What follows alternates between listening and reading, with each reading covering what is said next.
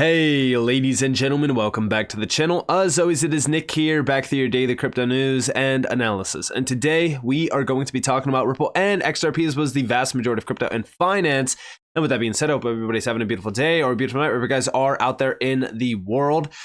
This video is back in January of 2021, 1 month after we seen the XRP lawsuit be dropped. Now, as we go back in time to that moment, right? The entire space was extremely turbulent. The bull run was just starting. Anybody that was holding XRP and was an XRP holder at that time, it felt as though the world was crumbling around us. But as we really kind of looked into a few things, and as we really kind of tapped into what we originally based our investment off of, we knew that XRP was an incredible opportunity during that time, and we also knew that the SEC was a complete clown show of an agency. Fast forward to today, and well, the entire story is a little bit different. But this video is crucial, and it's very important from that time. The reason why is because it really kind of set the stage for where we were headed. Now, this is Brian Brooks. If you are in crypto, Brian Brooks, if he comes up on your timeline, if you see a video of him, you have to stop and listen. Why? Because this is an individual that understands where we are at. He also knows exactly where we are going around crypto. But we do see crypto is banking. Bitcoin and Ethereum and stablecoins are banks. Blockchain are banking, as you see us start chartering crypto companies. Check this out. And I think the recognition we've had in my time at the OCC is crypto is banking. It's not that banks are okay, trading Bitcoin. It's that Bitcoin and ETH and stablecoins, they are banks. Blockchains fundamentally are banking because what they're doing is allowing the transaction of value across networks, which is what banking has done for 500 years. They're doing it in an orthogonally different way, but that's what banking's about. And so when you see us, for example, as we will do soon, start chartering as banks, companies that are crypto companies, you'll start to understand that we're not necessarily trying to make it so that big banks can dominate the crypto market.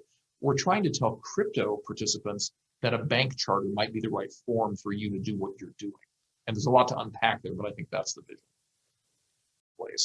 Now, why am I bringing this video back up? Well, because we just seen something very, very interesting. You see, as we really kind of look into a few things that have been happening this year, one of the biggest events and one of the things that I really put a spotlight on is Ripple tapping into custody services. And from there, you've seen all of the big banks looking into custody services. I want to go over here to this post by Good Morning Crypto. So we do see Ripple Partners update. Now this is from a little bit of a presentation unveiling 500 partnerships and counting for Ripple. So as of October 2023, a presentation unveiling plus 500 partnerships and counting for Ripple. Giants like Bank of America on board, international powerhouses like SBI Remit and Tranglo in the mix. Ripple Network is creating a web of global influence. Do you believe we see US regulation anytime soon? And here you guys have a list of those partners. Again, major banks, massive players with major connections back to major banks as well. And there's 500 plus other partners and growing.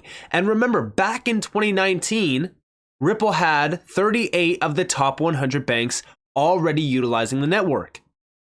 Think about where we are at today. Think about how many NDAs are in place today.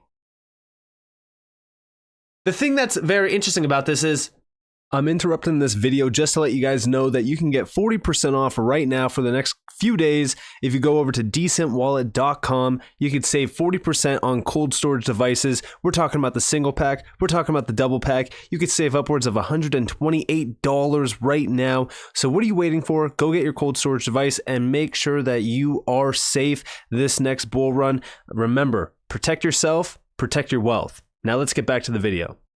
Is Ripple becoming a major bank? Will Ripple become a bank for banks tomorrow? Why do I say this? Why am I bringing this up? Well, we're going to talk about it.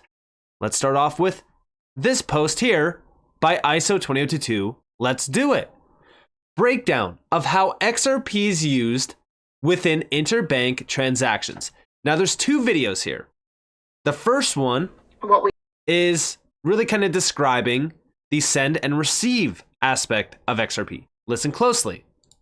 What you do is you pay for payments in your local currency that is used to buy XRP in the middle, and XRP is liquidated into the beneficiary currency. Again, at no point is this market off limits. It doesn't matter that your bank is shut over the weekends. You can make cross-border payments at any time between almost any currency, and you do that through the network. So 3 seconds for a cross-border payment. Because of a concept that's called atomic settlement, your payment will either pass in full or fail in full, so we don't have the same failure rates. And because of these efficiencies, the cost is dramatically lower as well. You're not going through intermediary after intermediary who will all take a cut. You're just liquidating directly to a receiver, a regulated receiver in the market that you need to get to. I know that that's a lot, so we can. So there you guys have it. That's the first clip, and then here's the second one. Now listen closely to this clip, as I do believe that they just unveiled something very important to note. Is we work with you as an organization to determine how much value that you'd like to have and hold for those cross-border payments on a daily basis. So you'll have access to the funds in a wallet on bailment. So you don't at that point own the XRP that's sat in that wallet. When you want to make a transfer, you withdraw those funds. And as Fiona mentioned, it goes across the XRP ledger to a receiver where it's liquidated. The following business day, you will then get an invoice from Ripple that says, hey, yesterday you made a $500,000 payment. Here's the invoice to repay that to Ripple. And that would be a local Aussie dollar payment from your bank account to Ripple's bank account in Australia. I think I might actually start to understand blockchain by the end of that. That was actually... Is we work with... Now, did you catch the little bit of information that probably got overlooked? Well, it's okay, because individuals from the community did. Chad Steingraber, Ripple's bank account. That's the quote. Listen close and you find secrets. Ripple will become a bank, lender of last resort. Now, does this confirm it? Not exactly, but imagine what the major banks are thinking right now. And even RizXRP said, JP Morgan's worst nightmare. And yes, it is. Now, when we talk about this, do you know the significance of this statement? Well, let's look into it. So, ISO 22, let's do it. Ripple classified as a digital bank. This is not the first time that the community speculated on Ripple becoming a bank. If you guys do remember during 2021, where Ripple tapped into Wyoming, everyone thought that they were going to be buying a major bank and becoming a major bank. But this is definitely interesting because as we look into what a digital bank is, a digital bank does not need a full banking license or charter to qualify for the list of digital banks. We also know that this would be right up Ripple's alley because we know that they are tapping into every single service possible because, again, we have been looking into this entire year. But to be included in the list of digital banks, you must be actively providing at least one of the following financial services directly to consumers, businesses, or both. Digital banking, digital payments, digital lending, investment services and solutions, personal financial management tools, or financial education and wellness tools. Now, as we really kind of look into this, we also know that Ripple recently did acquire licenses in multiple US states and also even outside of the US. We know that Ripple is becoming a major licensed player within the payment solutions space, but also beyond that, they have been expanding beyond payments. Also over here, we do see types of digital banking providers in the list. And here we have digital banking, payments, lending, investments, PFM tools, and financial education. We also have on the last list here, Ripple, Lend and Pay, Bus 300 2012, active employees 501 to 1,000, funding in millions 293.80, continent serving, there's no information here, especially even in country serving because it's a global network. Headquarters San Francisco. Description: Ripple provides one frictionless experience to send money globally using the power of blockchain. They are classified as a digital bank. They could very well become a digital bank, or if technically they are a digital bank.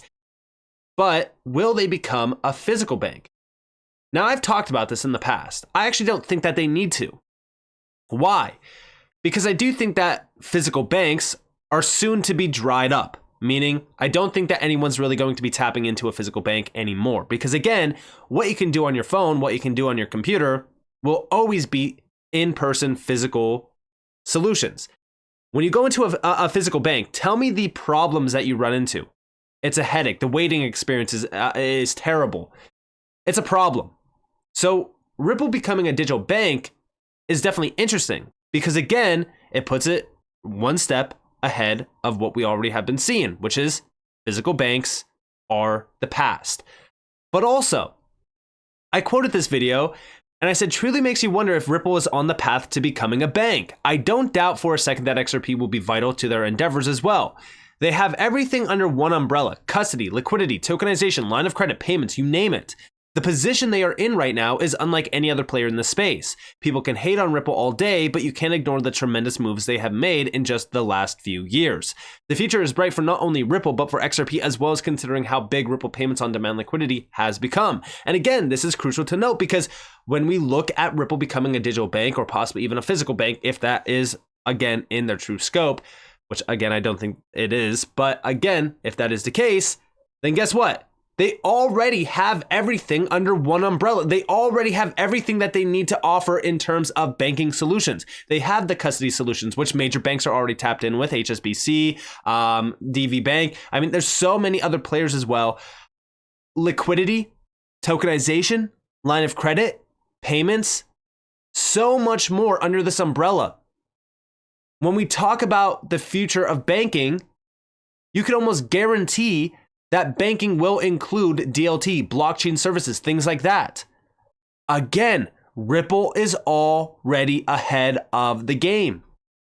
Outside of this, we know that they are offering the CBDCs and stablecoins platform for central banks and major banks as well. Ripple could very well become a central player in banking, meaning all central banks, major banks, are tapping into Ripple. And the reason why I bring this up is because we know where the future is headed. The future of money is digital. We know this because of the IMF, from the BIS, from all of these major players. And outside of this, guess what? We know that Ripple believes that US major banks will want to utilize XRP as a cryptocurrency as well, which the best way for them to do so is by tapping into Ripple. And outside of all of this, going back to the CBDC and stablecoin endeavors, we know, shout out to Fame21 More, XRP Darren, there are 195 countries in the world. James says 5 announced, 5 not announced in terms of CBDCs. Conversations with 20 more. If the conversations turn into signed deals, that is 30 out of 195, or 15.38% running on Ripple CBDC platform that offers private or public CBDCs, not XRP. This is definitely interesting. Listen closely to the video. I would tell you that outside of the US, the SEC case, had almost no impact on our ability to get conversations and projects going with central banks. I know here in the US, we focus a lot on the US, that's what you'd expect, but the reality is that the rest of the world does not see things the same way. I think it's been clear for a while that countries like the UK and Switzerland and Japan have been very clear that XRP is not a security. So anyway, moving on to the CBDC side, it's not really been an impediment. Since we started 2.5 years ago on this project, we've announced 5 different countries that are working with us. We have a similar number that are not announced, and then we have 20 plus other active discussions underway. So we've announced 5 different countries that are working with us. We have a similar number that are not announced, and then we have 20 plus other active discussions underway. So So you guys have it. And again, this is 15.38% of central banks. Imagine that. And also imagine how many are under NDA that he can't actually talk about. He can't even disclose that they're in discussions with. This is the significance of Ripple working with central banks and the major players for a very long time. I'm very, very excited about the future for not only Ripple, but also even for XRP. As we are looking at what's happening here, the adults are at the table. They're talking, they're discussing. We're not here to talk about how Solana's going to be doing in 5 months. We're not talking about Dogecoin doing this move in 5 months or anything like that. We're talking about revolutionizing central banking, revolutionizing the way that money is moving, revolutionizing the global monetary system. As we look at Ripple, they're positioned to offer a platform for central banks and major banks.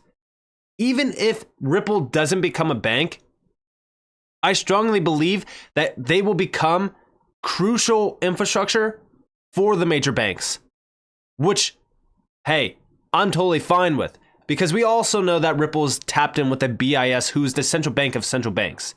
This is kind of crazy to think about, but a lot has happened in just the last 24 months alone. You need to be paying attention to the moves being made here.